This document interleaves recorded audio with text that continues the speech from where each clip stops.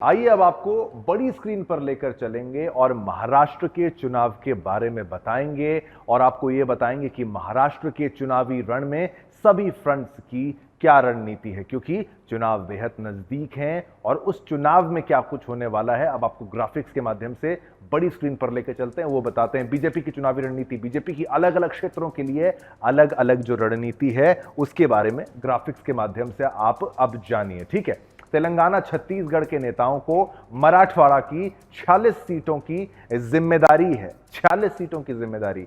MP के नेता विदर्भ की 62 सीटों पर तैनात हैं। तो एमपी के नेता ये चुनावी स्ट्रैटेजी को जरा समझने का प्रयास कीजिए, अमित शाह की ये स्ट्रैटेजी और चुनाव को लेकर। कर्नाटक के नेता पश्चिमी महाराष्ट्र की 58 सीटों पर तैनात हैं, ये चुनावी रणनीति है। गुजरात के नेताओं को मुंबई कोंकण की 75 सीटों की जिम्मेदारी दे दी गई है। तो बीजेपी तो चुनावी मैदान में उतर चुकी है, रण में उतर चुकी है। महायुति एमवीए की बढ़ गई टेंशन। महायुति यहां तीनों तरफ देख रहे हैं और यहां पर महाविकास अघाड़ी यहां पर देख रहे हैं, Congress, Shiv Sena, UBT group, NCP, Sharad Pawar group और फिर वहां पर बीजेपी, शिवसेना और एनसीपी। अजीत पवार एक तरफ, शरद पवार एक तरफ, वहां पर आप देखिए, और ये भी यहां पर यूबीटी ग्रुप एक तरफ और शिवसेना उस तरफ और वहां पर। ठीक है, कैसा रहेगा चुनाव का समीकरण वो भी आपको बताते हैं। महाराष्ट्र विधानसभा में कुल 288 सीट्स हैं, बीजेपी 103, शिवसेना उद्धव गुट में 15 और ये देखिए एनसीपी शरद गुट 10 और शिवसेना शिंदे 40, एनसीपी अजीत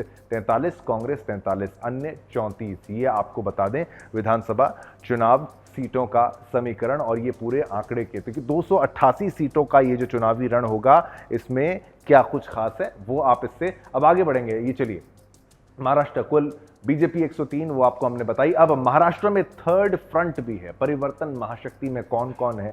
यहां पीजेपी, यहां पर बच्चू कडू, एसडब्ल्यूपी, राजू शेट्टी, बीजेकेपी, नारायण अंकुशे और किसान भारती शंकर अण्णा ढोंडसे यहां पर रहेंगे और स्वराज्य पक्ष छत्रपति संभाजी राजे और शेतकारी किसान संगठन वामनराय सदाशिव राय पटप। यहां पर ये एक थर्ड फ्रंट भी है जिसके बारे में हम आपको बताना चाहते हैं और कई सारे मुद्दे इस चुनाव में रहेंगे। लेकिन ये केवल महाराष्ट्र का ही चुनाव नहीं है, चुनाव और भी जगह है, चुनाव झारखंड में भी है। अब बात करेंगे झारखंड की, जहां चुनाव का इंतजार अब खत्म हो चुका है। झारखंड में 2 चरणों में विधानसभा चुनाव होंगे।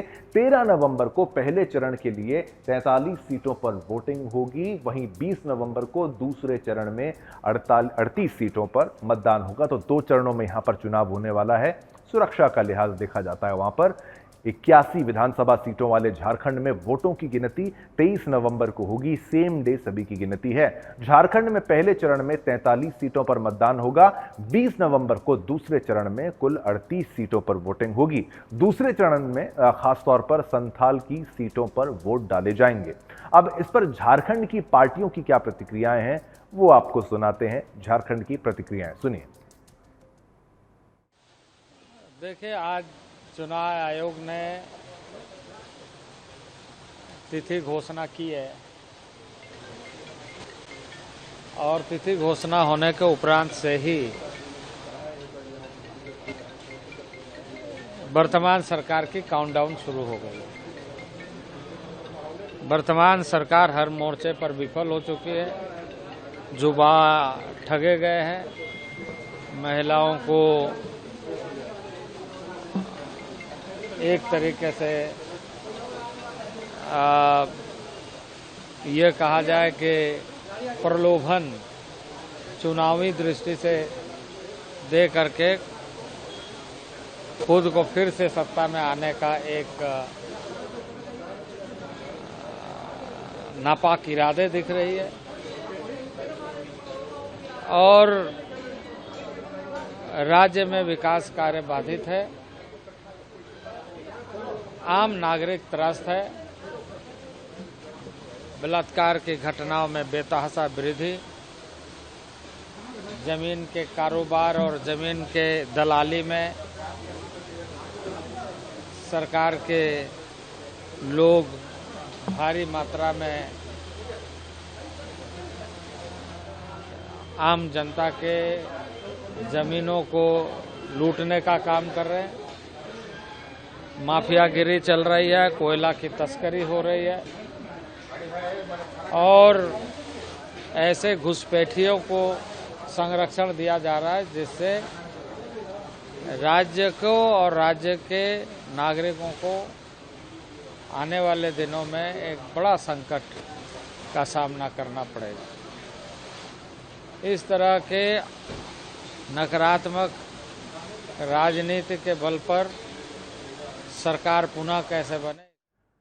तो चलिए, प्रतिक्रियाएं आपको यहां पर भी दिखाई, लेकिन अब आपको फिर से बड़ी स्क्रीन पर लेके चलेंगे और आपको झारखंड की किस सीट पर चुनाव होंगे और क्या है झारखंड का समीकरण।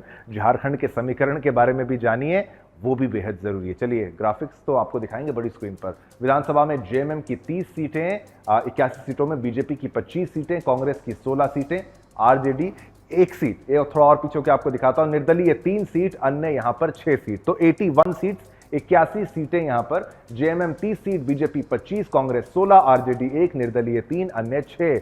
तो अब 2019 विधानसभा चुनाव में पार्टी जीत जिसकी हुई है वो जेएमएम है 30 सीटों के साथ, BJP 25 seat, Congress 16 seat. Vote share आप देखेंगे तो आप हैरान होंगे कि बीजेपी यहां पर 33% वोट शेयर लेकर बैठी है, लेकिन फिर भी जीत यहां पर जेएमएम की। आप देखिए यहां पर आंकड़े, देखिए यहां पर जेएमएम और कांग्रेस, ये लीजिए, ये देखिए पार्टी ने कितना जीता है, ये आपको समीकरण भी दिखा रहे हैं, पूरा एनालिसिस समझा रहे हैं। अब झारखंड में वोटरों की संख्या के बारे में बात करते हैं। राज्य में कुल 2,57,78,149 मतदाता हैं, तो 2 करोड़ से ज्यादा लोग तय करने वाले हैं। 1,30,65,6449 पुरुष यहाँ पे पुरुष मतदाता हैं, तो पुरुषों की संख्या ये है, और 1,27,12,266 महिला मतदाता हैं।